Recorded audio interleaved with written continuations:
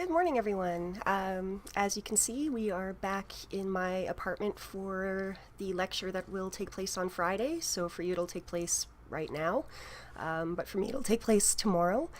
I am all set up. My computer's running apparently well. I've got a normal cup of coffee instead of the big one today, and I have water. So I should be all set to go.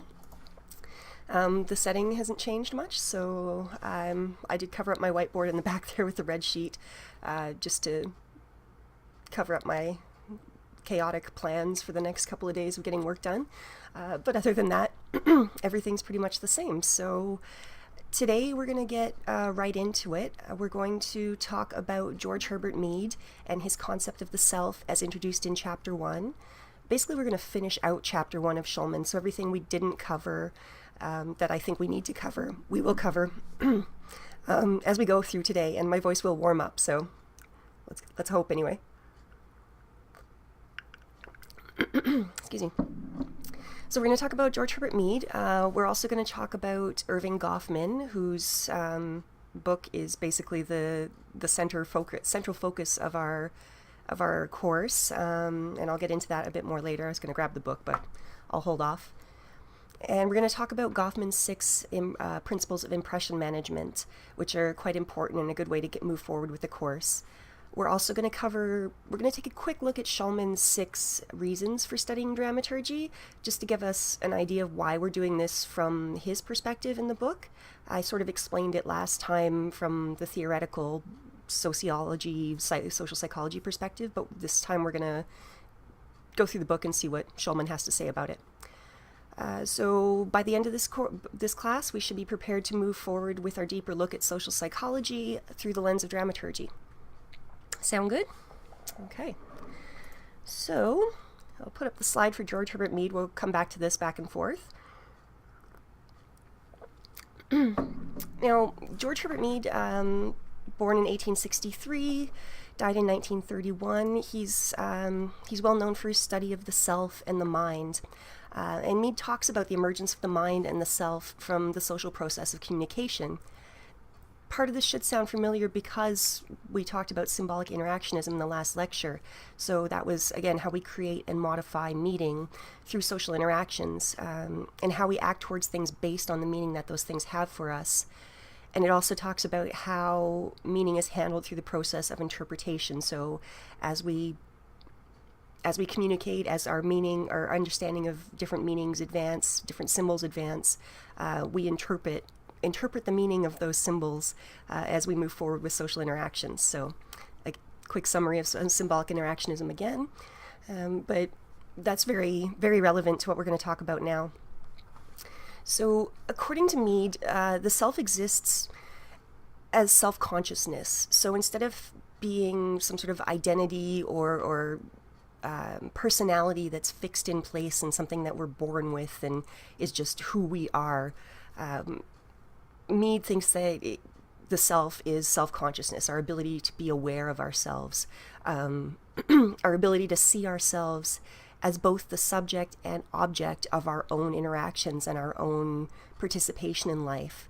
So, I mean, looking in the mirror is a good example. I look in the mirror, I am the subject who's looking in the mirror, and what I see in the mirror is the object, or me as an object, me as something that performs, me as something that does things.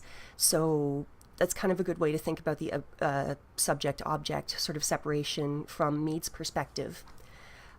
And according to Mead, the development of self is only possible through interactions, social interactions, meaning creation, communication, the exchange of symbols. All of those things, those are what create the self. Those are what develop the self. So according to Mead, everything about us is developed through social interaction and social processes. So he says that our self is realized only in relation to others. So my identity as a professor only works if I have students. Your identity as students only work if you have professors and classrooms or teachers, depending what kind of student you are. An actor is only an actor if they have an audience. So these identities, these roles these versions of the self are all related to social interaction and how others see us, and how we sort of feed off of others and ourselves. So I do want to note here that as we go through theories like this, you may disagree with some of them, and that's natural. We don't have to agree with everything, verbatim that is said here.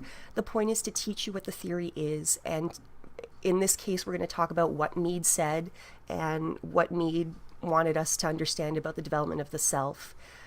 There's a lot of complex literature out there arguing for more, maybe not more complex, but, well, in some cases more complex, but in other cases just different forms of identity and personality in the self. This is a very sociological perspective. If we look at psychology, there's more individual-based ideas about identity and personality. But because here we're talking about Mead's influential theory, and it was quite influential, we're talking about it because of the way that we're approaching the subject. So we're talking about dramaturgy and microsociology and symbolic interactionism and all these things. So we're going to focus a lot on theorists that fed into that, and Mead is one of them. We'll also talk about, I mentioned Durkheim last time. We'll talk about George Simmel. We're going to talk about people that fall into this one group. So that's something to keep in mind. So you may disagree, but remember, it's a course, so we want to learn what these people said and how they used it and what their theories implied about social interactions and social relationships. Deal? So you can argue all you want, but this is what we're learning. We'll be able to have discussions in class about agreements and disagreements, but ultimately just keep in mind that when I teach a theorist or I teach a certain theory, I am teaching from their perspective, and I'm their cheerleader. I'm supporting what they say as I teach it. It doesn't necessarily mean I agree with everything, but I digress. So something to keep in mind. Okay.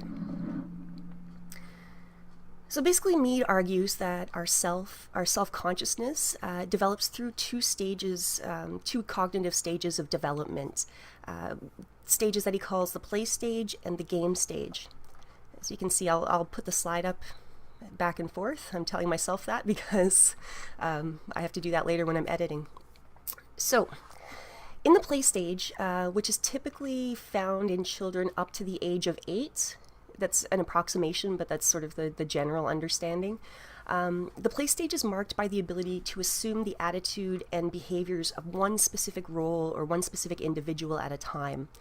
So in play, a child can only switch between singular, distinct roles, and they can do it successively. And there's not necessarily a time limit between switching the roles, but they can only take on the perspective of one role or one individual at a time when they play. So the child can pretend to be a firefighter or a princess or a parent, like a mommy or daddy. A mommy playing with a doll is a good example.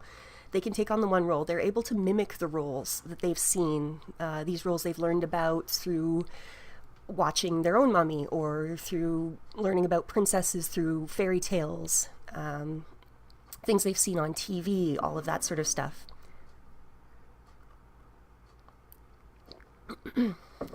Sorry, I keep clearing my throat into the microphone, but I'm not going to get up and move every time, so my throat's quite dry this morning. So there's my covering my own performance, which we'll talk about later. But anyway, so in the play stage, children play with different versions of the self, different identities. They're learning and teaching themselves how to play specific roles. The important thing here is they can also only see themselves through the perspective of a singular role or a singular other at one time. So let's think about a child in the play stage trying to decide whether they're going to steal something. That's an example I believe Schulman uses, or at least Mead uses, or I found the example somewhere. So I don't take full credit for it. But anyway, when a young child is planning to steal, they're going to think about potentially what mommy is going to think. How is mommy going to react if I steal this? They're going to take on that one perspective. Mommy will be angry. Or what would daddy think equally? Or what would my teacher think? Or they're going to take on one role and look at themselves through that lens in order to make that decision, because they can only see themselves through that one lens or that one role during the play stage. So because they can only assume the role of the singular other, they can only see themselves as an object, that thing in the mirror, they can only see themselves as an object of a singular other. So only one person would be looking in the mirror and seeing something, if we're going to use the mirror analogy.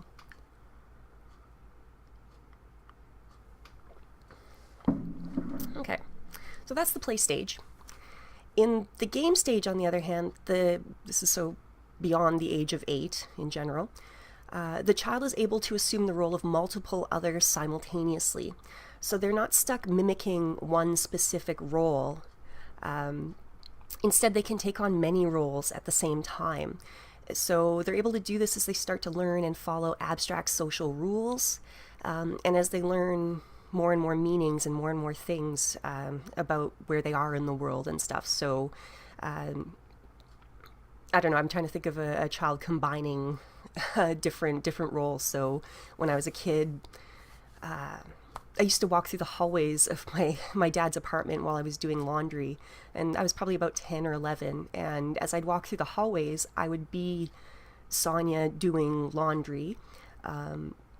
In my head, I would also be playing the role of dungeon master who had control of all the demons in the world. This was a game I played with myself for a long time, but I would imagine myself giving monsters different commands while at the same time knowing that I, Sonia, was walking through the hallway and doing laundry, and I was able to do both those roles at the same time. And this is sort of a basic example, but that's the general idea, is that I was able to do multiple things. I was able to be multiple selves at the same time. So because children start to learn abstract social rules,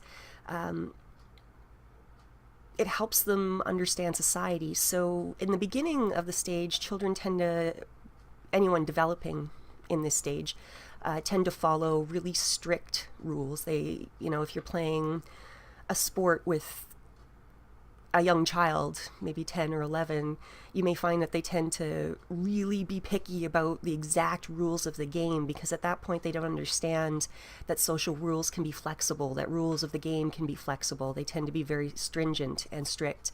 But as they develop and as they learn to work with the social rules, they start to learn that they're not just in the game, they're not just subject strictly to the rules, but they're also above the game and have some sort of a bit of control over how social rules work and how the rules of the game work. They may try to create their own rules as they get older. Children would come up with different ways to play games, even now. But I remember playing Super Mario Brothers, for example, and with my cousin, and the basic game, you follow the rules, you go through, but we would create different rules outside of the game, like you can't collect any coins, I guess would be the best example.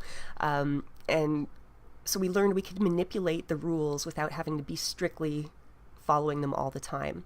And so that's what children do as they advance and grow, and that's what we do as adults, is we learn that we can play with the social rules. I'll leave that part at that.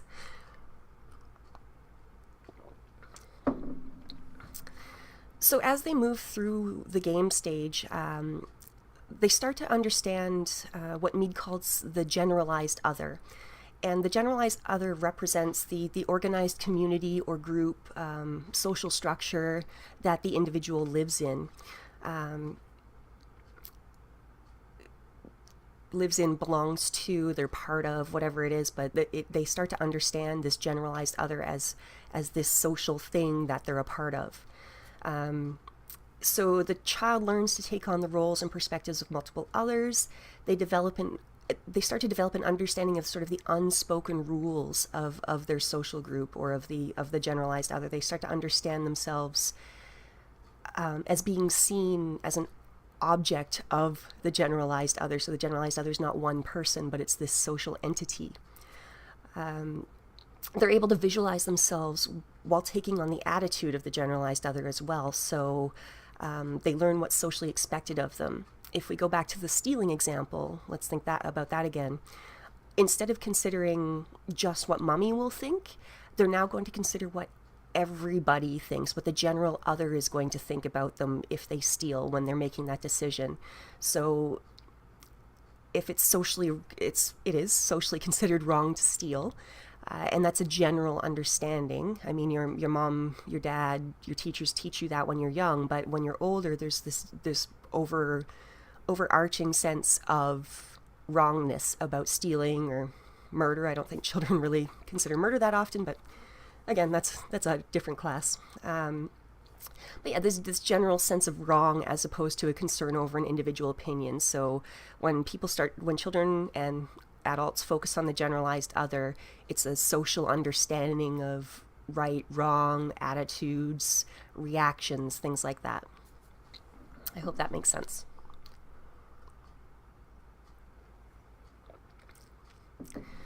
So on a larger scale, taking on the attitude of the generalized other allows us to orient our attitudes and behaviors towards abstract social concepts.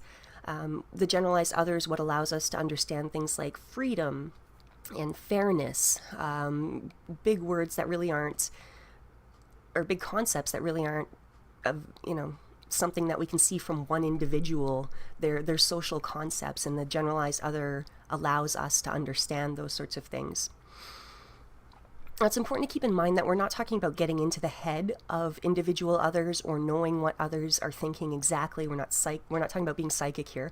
We're just talking about a general unspoken understanding. So that's different than a knowing what other people think.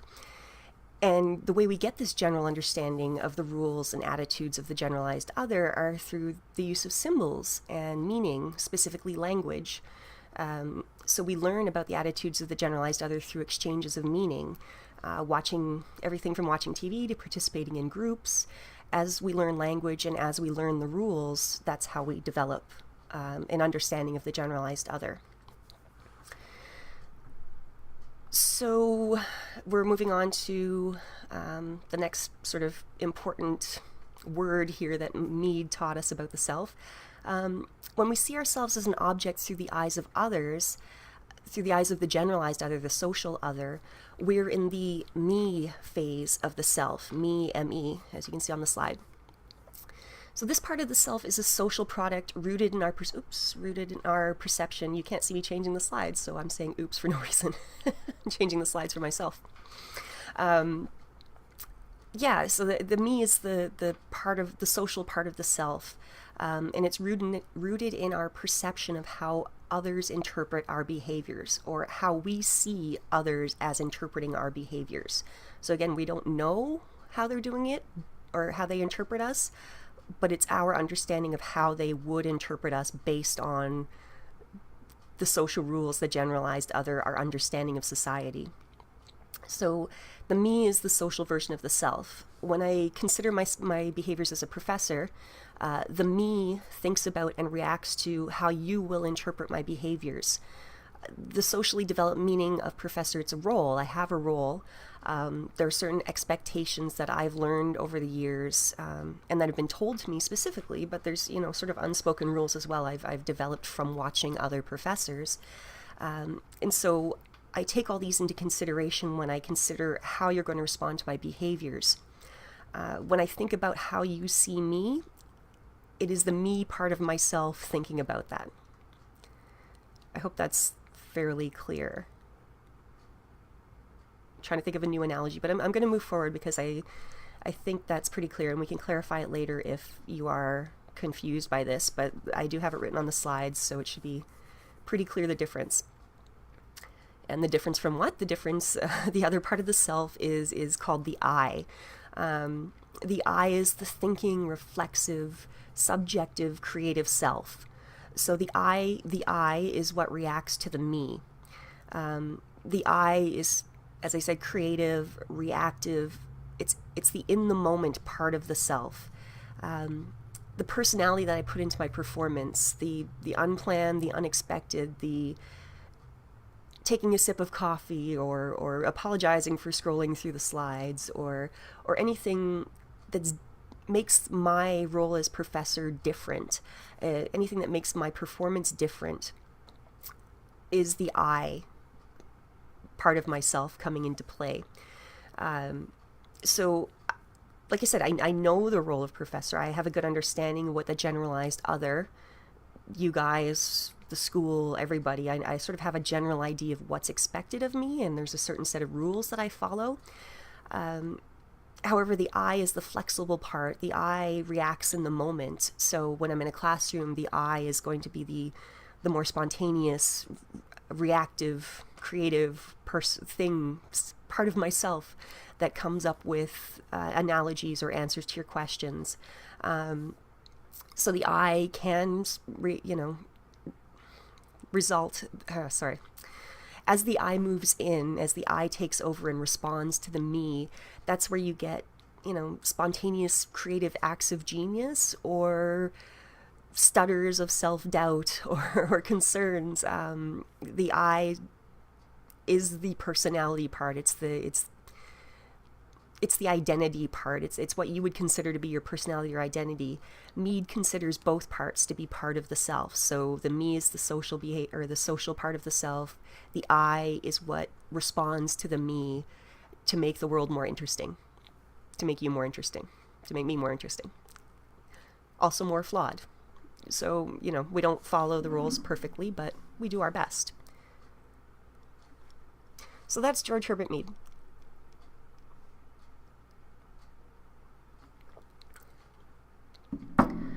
Okay, so those are the key words that I want us to know from Mead, and hopefully it gives us a basic understanding of the self from this social psychological perspective. Now, the other person I want to introduce you to more formally is Erving Goffman. Now, Erving Goffman is considered to be an extremely influential sociologist, and we're going to talk about him a lot through the course because, one of the books we're reading is based on a major book that he wrote first. So like I said, as you probably figured out by now, Erving Goffman contributed to the theory of social interactionism through his method of dramaturgical analysis. So he was the one who sort of primarily introduced dramaturgy as this sociological process of understanding interaction. As you likely noticed in the Shulman book, Goffman wasn't the first person to talk about dramaturgy in this way. Shulman does go through a couple of other people who talked about dramaturgy before Goffman, or in different ways than Goffman. But Goffman was really the sociologist that formalized formalized the dramaturgical perspective as a method of studying interactions in everyday life. So if you know Goffman's name, you're moving forward to be a sociologist, good stuff. So his book, Goffman's book, of which I have a really old version here. There, I had to get my camera up to make sure I could see it. It even smells like an old book.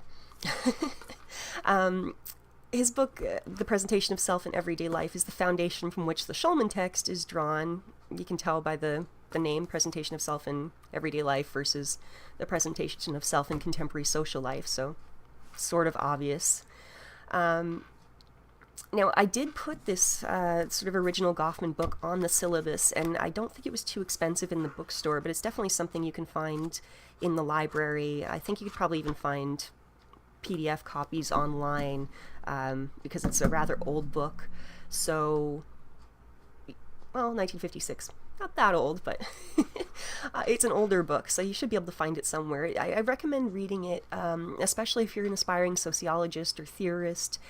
It's a really good book to give you a background beyond this course if you really want to read the original text. But we're not going to do that. I may take some quotes from it once in a while, as you'll see on the slide in about 2 seconds. So,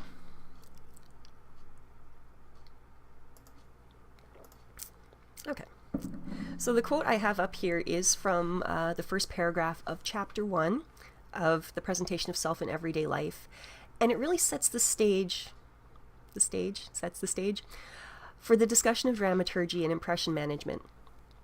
So Goffman says, quote, "When an individual plays a part, he implicitly requests his observers to take seriously the impression that is fostered before them.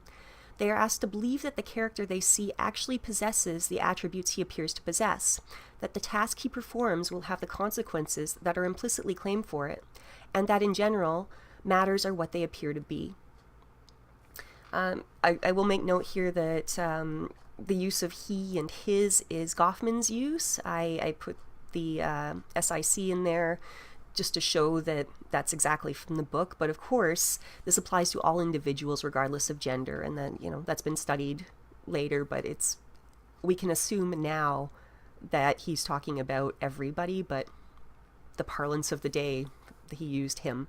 So, anyway, moving on.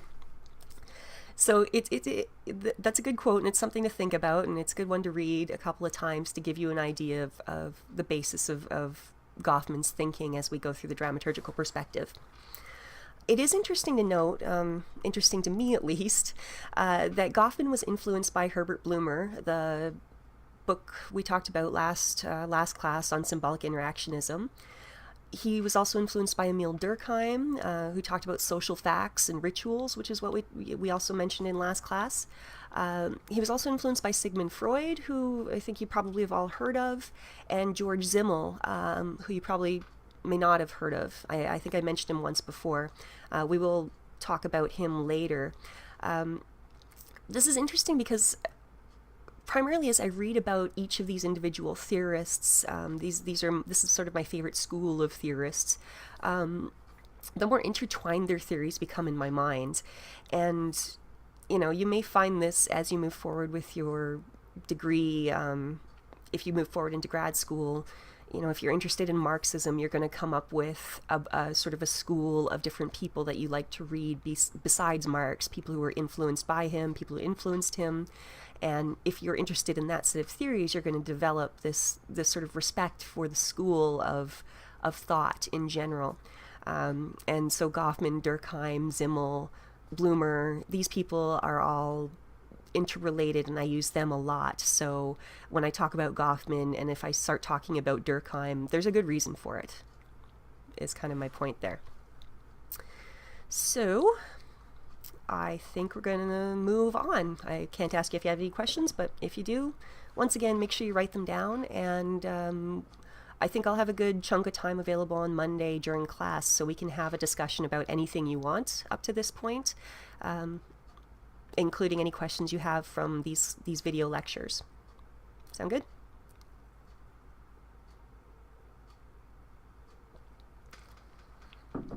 Okay, everyone had their sip of coffee? We're good to go?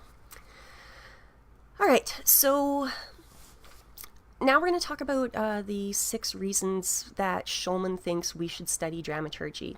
And these are taken directly from pages 7 through 9 of the Shulman book, or chapter 1, the section called So Why Study Dramaturgy. Makes sense, right? So the first one. Basically, we do judge a book by its cover, even though we don't want to say that we do. With all of the changes in the world and moving towards acceptance and understanding, we are working on changing that. We are working on changing what those judgments are. But we are still triggered to make initial judgments about people based on surface appearances. We like to think quickly and quickly evaluate our situation. It's how we've learned to survive and how we can react so quickly in social situations. We do make surface judgments, and they're guided by social rules that we've learned. So the roles that we learn as we develop ourself and our understanding of the generalized other guide our judgments, as does the meaning that we attribute to things, whether they're people or behaviors or characteristics. So studying dramaturgy allows us to study this in more detail, and it allows us to understand it in more detail. So that's reason number 1, it's useful. Reason number 2, persuasion is a big topic in social psychology, and we're going to look at how people persuade others through performance. Right now I'm trying to persuade you through my performance, but it's done in all sorts of different situations, and people like to use persuasion to change other people's attitudes. We're going to spend some time, if some of wow. We're going to spend some of, but maybe not all of, a future class talking about persuasion techniques that are found in things like infomercials. I really enjoy analyzing infomercials in a persuasion class. So I may eventually ask you for your favorite infomercial, or I may get you to find a couple in groups in class or individually so we can watch them and enjoy them. ShamWow, I think, is a very popular one. So if you want to Google ShamWow and see what an infomercial is, if you don't know, that's a good one. But we'll get into that in a future class. So anyway, it's important to be able to study persuasion, and dramaturgy allows that.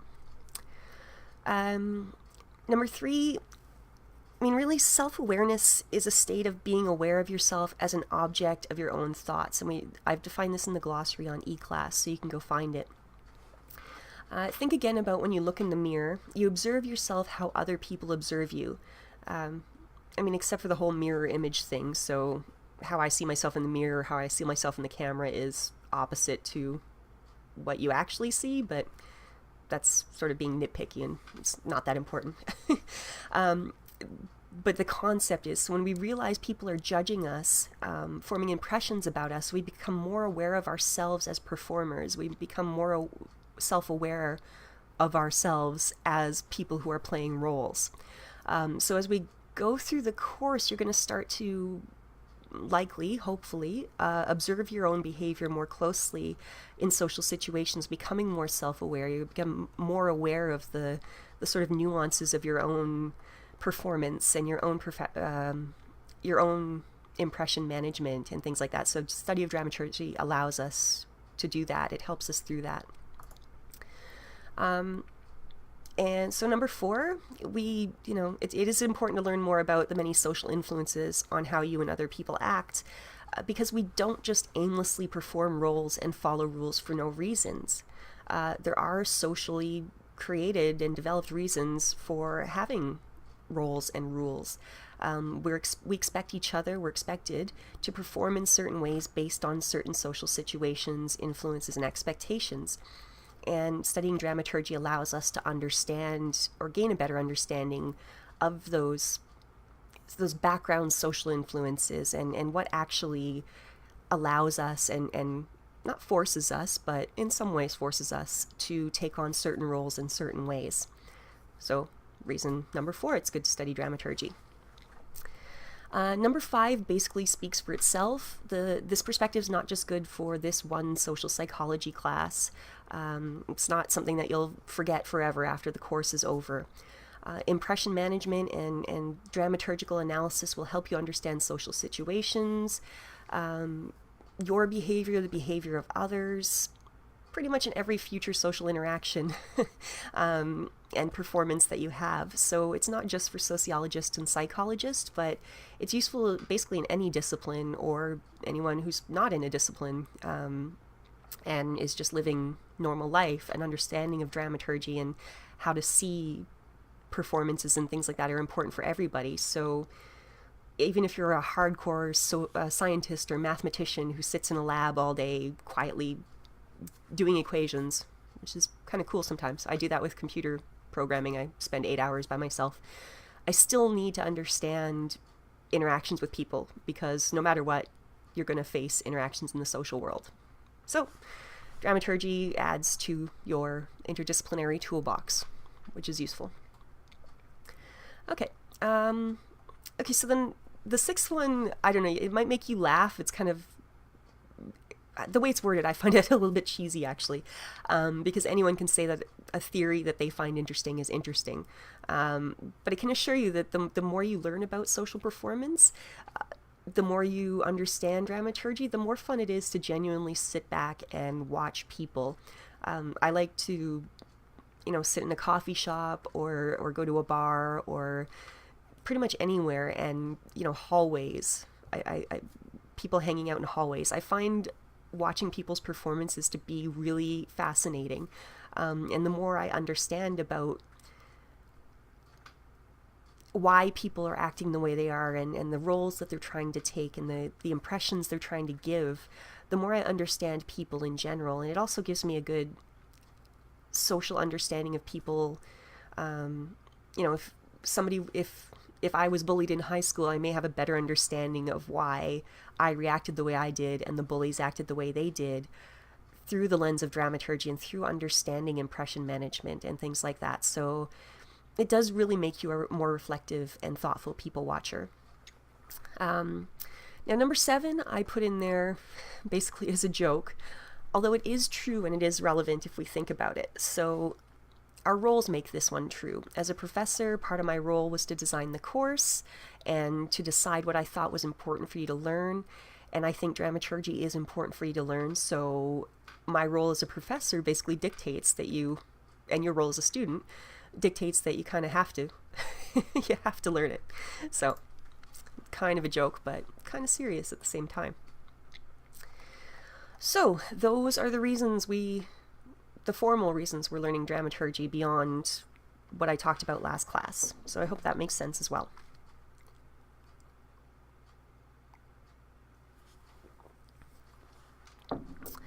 Okay, stretch a little bit. Now we're going to move into the sort of meat and potatoes of the rest of the lecture. And these are Goffman's 6 principles of impression management. So these are derived from the presentation of self in everyday life. The exact quotes are from the Schulman book. And I'm going to give you a couple of key definitions on the slides as we go through the six principles. I'm not going to dwell too much on them. I'm just going to talk sort of through them, and let's not let the class extend too long. I'm keeping an eye on the time. So we're going to go, and then remember, write down any questions you have, concerns, anything's confusing, anything you want to discuss, write it down, and we can do that on Monday. Okay, so number 1. People are performers who use impression management to convey a persona or sense of who they are to others. You should have a good understanding of this by now. We've basically been talking about it the whole time, about personas and performance. There's a couple of interesting things. Schulman talks about calculated impressions. Goffman talks about these as well. And calculated impressions are the impressions a person seeks to make with their performance. So I want you to see me as a professor. I want you to learn. Those are my calculated impressions, what I want you to see me as, what I want you to get from my performance. Secondary impressions are what's actually left in the minds of the audience. So they may or may not include the calculated impressions. So if I want you to see me as a fairly decent speaker and a knowledgeable person, you may see that. That may be the impression that's left with you. You may also get unexpected or unwanted impressions based on quirks and when the I part of me comes into play. You may get different impressions based on that. So it's really important to be aware of that, because as I'm aware of the fact that you will have secondary impressions, and not everything I do, not all the calculated impressions I do are going to go through, it's important that I know that, and it's important that you know that as we go. So that's the first principle.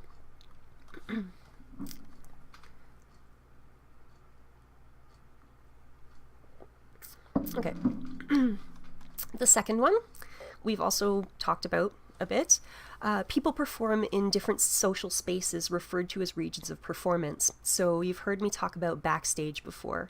And these regions of performance are actually front stage and backstage. So returning to this idea of being in my apartment, at the moment as I record, what you see is my front stage. It's the front stage of my performance. I'm actively performing the role of professor in this place right now, and you can see what's behind me. And I have actually, as I said, I put up that red sheet over there to cover up information that I was going to keep private. So that was preparing, my front stage was prepared for this. But once I turn the camera off, this becomes my backstage. So this is where I prepare the lectures and prepare for, and do my work and prepare myself to heal and to make sure that I'm ready for you on Monday. This is where I do all of that backstage stuff. So the key point from the book that I want you to keep in mind is that unlike real physical stages, The sociological concept of front and backstage, these are fluid sort of concepts, so they're not confined to physical locations. They're states of mind, and they're also dependent on the audience. So things I keep from you about my personal life are part of my front stage performance as a professor, but when I turn the camera off, I'll take that red sheet off of the whiteboard behind me. Now y'all really want to know what's behind that sheet. But if I have a friend over visiting, I may not hide that, so my front stage changes and my backstage for you becomes my front stage for them. So that's the key thing, though, is it's fluid, it's dependent on the audience, and front and backstage, we will talk about this in a lot more detail, but that's sort of the general idea. The backstage is what's hidden, the hidden part of my performance. So whoever I'm performing to, what I'm giving them is my front stage performance, and what I keep from them is my backstage performance, or my backstage. Make sense? Okay. I'm going to assume that you all nodded and said, yes, makes total sense. So the third principle, and this is a super social one, is that people work in teams and collectively to express the characteristics of social situations. So I like to think about the unspoken rules that we tend to follow in social situations. Emile Durkheim talks about things like rituals, which are the unspoken social rules of behavior around sacred objects, like those in a religion. That's his analogy. That's the best way. So sacred objects are a lot more complicated than that, but we'll talk about religion as a general idea. But anyway, whether people are in a classroom or a mall or a hallway or a church, anywhere really, we socially coordinate activities with each other. We support our roles between us as performers, and we also support our roles for the audience. So when we think about it in this way, we can also see the fluid nature of audience and performer as well. Who the audience is and who the performer is something that we'll explore more in future lectures. But I guess think about walking through a mall or the hallway, but no, let's think about walking through a mall. We have unspoken rules about letting people by, holding doors, who to talk to, what to do in a store, etc., etc. We perform, but we also support each other's performances by following mostly generally predictable patterns of behavior. We're all performing the role of shopper. Well, all of the shoppers are anyway. But we're also audiences. So if I want to look a certain way, I will dress and perform that persona. So I could go to the mall wearing, pajama bottoms and a tank top, and I'm performing the role of lazy student shopper, I guess. I'm a student as well, so I'm allowed to say that. But whatever it is, and you could dress really fancy to go to a mall. It's up to you what you want to perform. But that performance is for the other shoppers as an audience. But we're also supporting each other as performers. But we don't stare at each other. We wouldn't walk up to each other randomly and, if somebody was looking at a shirt in a store, we sort of understand that you don't walk up to that person that you don't know and say, wow, you look really dumb in that. Or, people tend to, sometimes people say nice things, but we support each other's roles as shoppers by staying out of each other's way, not grabbing things out of each other's hands. We have these sort of general unspoken rules that we follow, and we do support each other in these roles. So, and up there I've got the definition of performance teams, which are basically individuals working together to coordinate their activities in order to create and sustain performances for one another and for the audience. So that can be very direct, or it can be more subtle, like walking through a mall. Good? Still good for time? Got about 5-6 more minutes.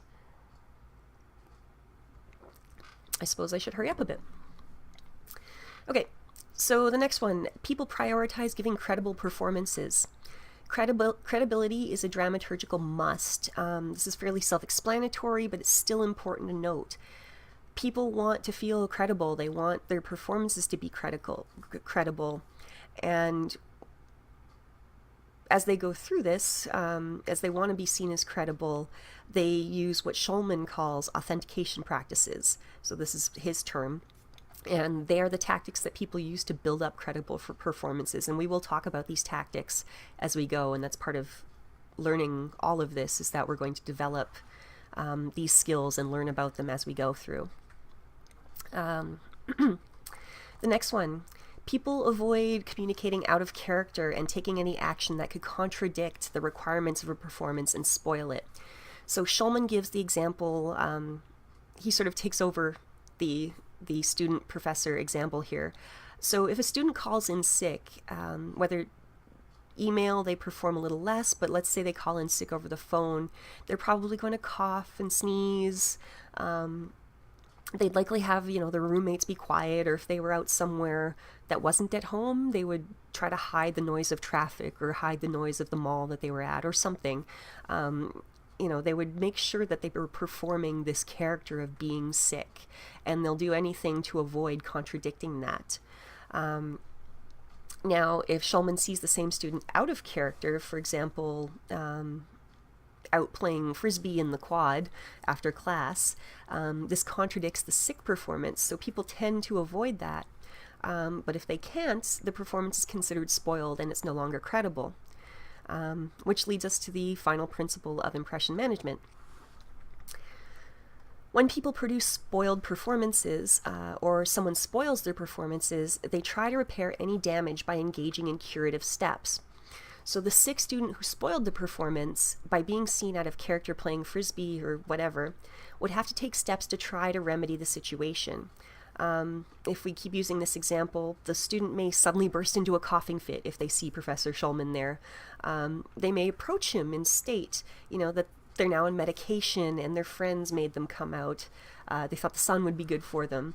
They're going to say and do things to try and fix this spoiled performance. They're going to take defensive practices, as you can see the definitions here. They're going to take defensive practices to defend their claim of being sick. They may have their friends support them using protective practices. They may have their friend come up and say, oh, well, so-and-so can't talk, but, they're playing frisbee and we're trying to get them to breathe or something. They might have their friend do this protective practice, so the teamwork, to support the performance.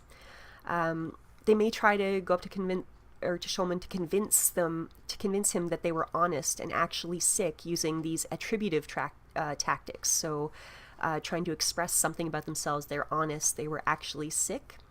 Or they may try to distance themselves from being seen as a liar or a faker through the use of repudiative tactics. I hope I said that correctly. Repudiative. So those tactics are used to dissociate or remove yourself from unwanted attributions. So I'm not a liar. I was genuinely sick. That's that kind of tactic.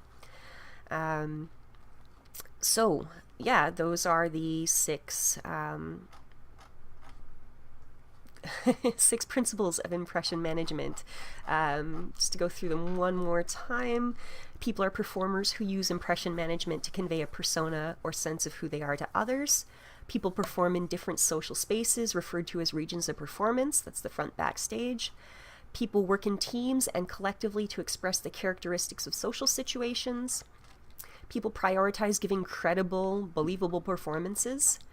People avoid communicating out of character and taking any action that could contradict the requirements of a performance and spoil it.